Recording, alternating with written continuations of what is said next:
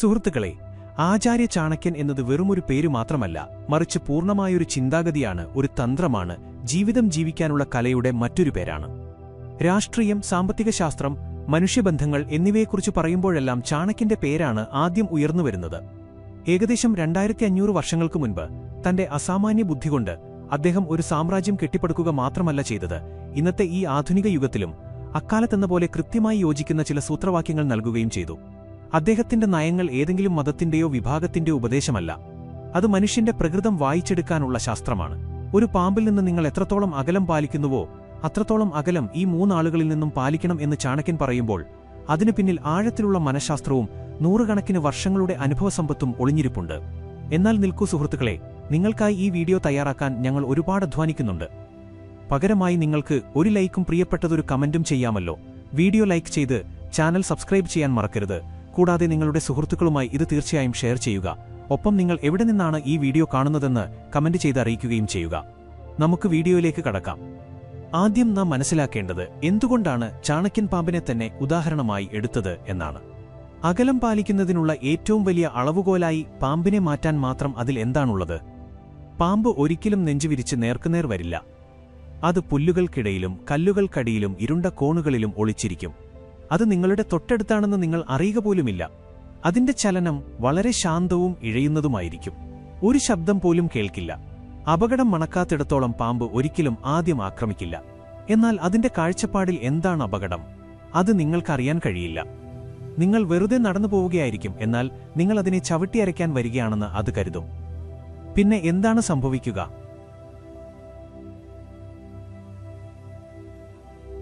കണ്ണടച്ചു തുറക്കുന്നതിന് മുൻപ് അത് നിങ്ങളെ കൊത്തും.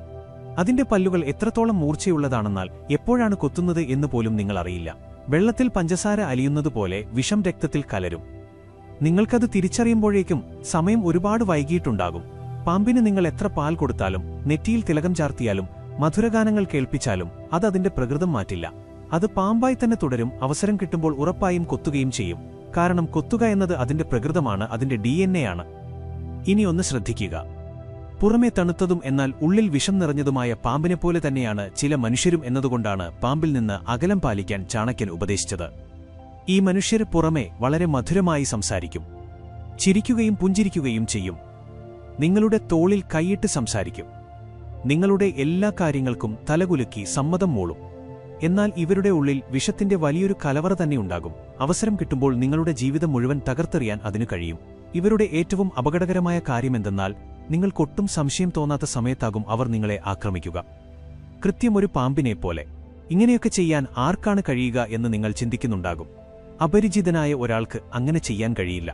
ഞാൻ നിങ്ങളോട് പറയാം, നിങ്ങൾ കണ്ണടച്ച് വിശ്വസിക്കുന്ന നിങ്ങളുടെ ഏറ്റവും അടുത്തവർ എന്ന് വിളിക്കപ്പെടുന്ന ആളുകളാണ് ഇവർ. ഇവിടെയാണ് ചാണക്യനീതിയുടെ ആഴം കിടക്കുന്നത്. നിങ്ങളുടെ ജീവിതവുമായി ഏറ്റവും ഇഴുകിച്ചേർന്നിരിക്കുന്ന ആളുകൾക്ക് നേരെയാണ് അദ്ദേഹം വിരൽ ചൂണ്ടുന്നത്. ഒന്നാമത്തെ വ്യക്തി നിങ്ങളെ കുറ്റം പറയുന്നവനാണ്. രണ്ടാമത്തെ വ്യക്തി നിങ്ങളെ എപ്പോഴും പുകഴ്ത്തുന്നവനാണ്. മൂന്നാമത്തെ വ്യക്തി നിങ്ങളുടെ രഹസ്യങ്ങൾ അറിയാവുന്നവനാണ്. കേൾക്കുമ്പോൾ ഇവ മൂന്നും വ്യത്യസ്തമാണെന്ന് തോന്നാം, അല്ലേ? എന്നാൽ ആഴത്തിൽ ചിന്തിച്ചാൽ ഇവ മൂന്നും ഒരേ പാമ്പിന്റെ തന്നെ വ്യത്യസ്ത രൂപങ്ങളാണ്. ഇവർ 3 പേരും ഇത്രത്തോളം അപകടകാരികളാകുന്നത് എന്തുകൊണ്ടാണെന്നും അവരിൽ നിന്ന് എങ്ങനെ രക്ഷപ്പെടാമെന്നും ഞാൻ ഓരോന്നായി നിങ്ങൾക്ക് പറഞ്ഞുതരാം. ശ്രദ്ധിച്ചു കേൾക്കുക, കാരണം ഈ കാര്യങ്ങൾക്ക് നിങ്ങളുടെ ജീവിതത്തിന്റെ ദിശ തന്നെ മാറ്റാൻ കഴിഞ്ഞേക്കും. ആദ്യം നമുക്ക് നിങ്ങളെ കുറ്റം പറയുന്ന വ്യക്തിയെക്കുറിച്ച് സംസാരിക്കാം. ഇവരെ നമുക്ക് നിന്ദകൻ, പരദൂഷണം പറയുന്നവർ അല്ലെങ്കിൽ പുറകിൽ നിന്ന് കുത്തുന്നവർ എന്നും വിളിക്കാം. ഇത്തരം മനുഷ്യർ പാമ്പിനേക്കാൾ അപകടകാരികളാണെന്ന് ചാണക്യൻ പറയാൻ കാരണം ഇവർ നിങ്ങളെ നേരിട്ട് ആക്രമിക്കില്ല എന്നതാണ്. ഇവർ നിങ്ങളുടെ മുന്നിൽ മധുരമായി സംസാരിക്കും, നിങ്ങളുടെ വിശേഷങ്ങൾ ചോദിച്ചറിയും, നിങ്ങൾക്ക് ചായ വാങ്ങിത്തരും.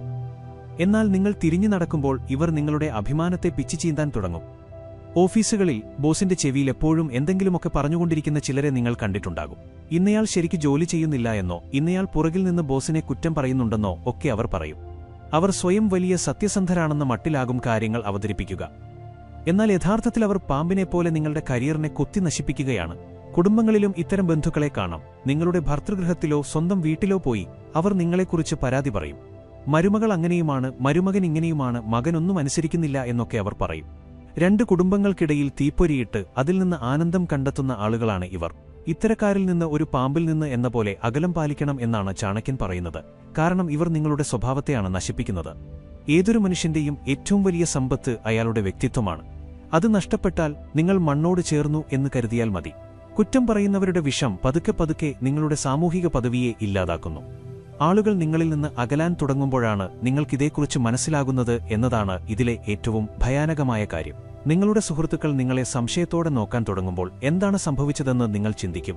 അന്വേഷിക്കുമ്പോഴാകും പുറകിൽ നിന്ന് ഏതോ പാമ്പ് നിങ്ങളെ കൊത്തിക്കൊണ്ടിരിക്കുകയായിരുന്നുവെന്നും നിങ്ങൾ അതിനെക്കുറിച്ച് അറിഞ്ഞുപോലുമില്ലെന്നും മനസ്സിലാകുക.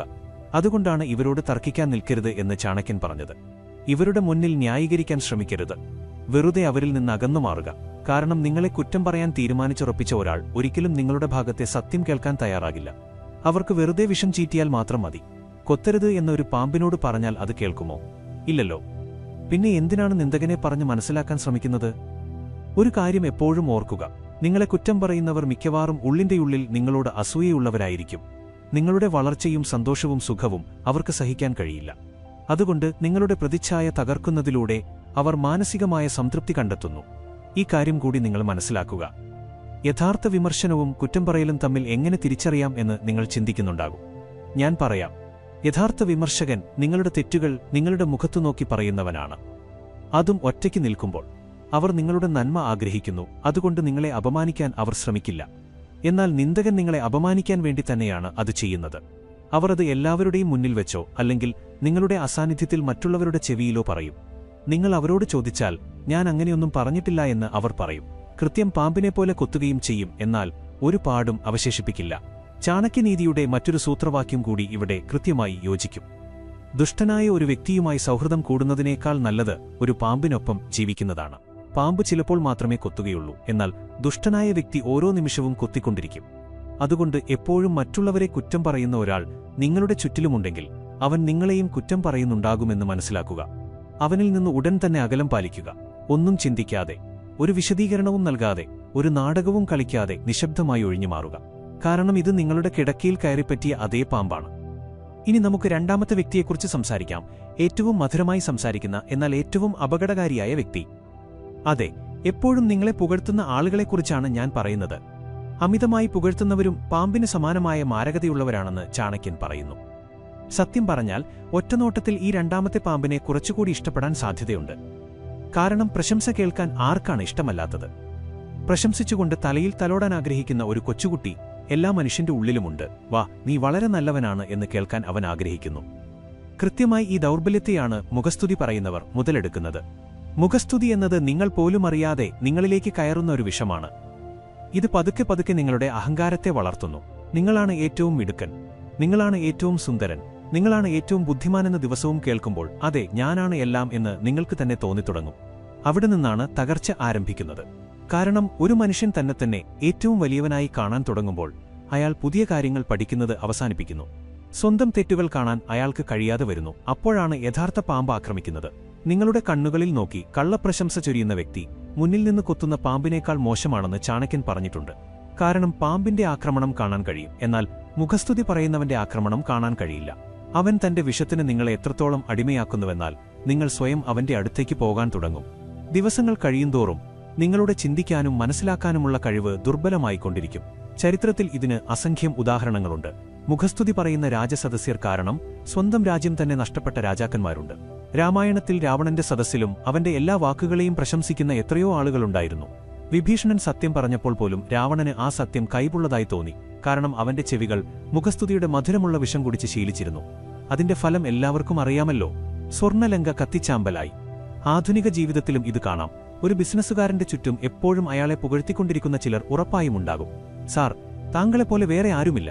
സാർ, താങ്കളെടുത്ത തീരുമാനം അവിശ്വസനീയമാണ്. പിന്നെ പറയണോ, താൻ ചെയ്യുന്നത് എന്തും ശരിയാണെന്ന് ആ ബിസിനസ്സുകാരന് തോന്നും. വിപണിയിലെ സത്യങ്ങൾ അയാൾ അറിയാതെ പോകുന്നു. യഥാർത്ഥ സാഹചര്യം എന്താണെന്ന് അയാൾക്ക് മനസ്സിലാകില്ല. അങ്ങനെ ഒരു ദിവസം ആ സാമ്രാജ്യം മുഴുവൻ തകർന്നു വീഴും. സുഹൃത്തുക്കളെ, ചാണക്യന്റെ സൂചന വളരെ വ്യക്തമാണ്. പ്രശംസ കേൾക്കുന്നത് തെറ്റായ കാര്യമല്ല, അത് സത്യസന്ധമാണെങ്കിൽ മാത്രം. എന്നാൽ യാതൊരു കാരണവുമില്ലാതെ, സാഹചര്യമില്ലാതെ ആരെങ്കിലും എപ്പോഴും നിങ്ങളെ പുകഴ്ത്തുകയാണെങ്കിൽ അപകടമണി മുഴങ്ങണം. ഒന്നുകിൽ അയാൾക്ക് നിങ്ങളിൽ നിന്ന് എന്തെങ്കിലും ആവശ്യമുണ്ട്, അല്ലെങ്കിൽ നിങ്ങളെ തെറ്റിദ്ധരിപ്പിച്ച് വലിയൊരു കളി കളിക്കാൻ അയാൾ ഒരുങ്ങുകയാണ് എന്ന് മനസ്സിലാക്കുക. അങ്ങനെയുള്ള ആളുകളിൽ നിന്ന് പാമ്പിൽ നിന്ന് എന്ന പോലെ അകലം പാലിക്കണം. കാരണം ഇവർ നിങ്ങളെ ഉള്ളിൽ നിന്ന് കാർന്നുതിന്നും. ചാണക്യൻ മറ്റൊരു ഗഹനമായ കാര്യം കൂടി പറഞ്ഞിട്ടുണ്ട്. പാമ്പ് മറ്റുള്ളവർ നൽകുന്ന പാലിൽ വളരുന്നതുപോലെ മുഖസ്തുതി പറയുന്നവൻ നിങ്ങളുടെ ദൗർബല്യങ്ങളിലാണ് വളരുന്നത്.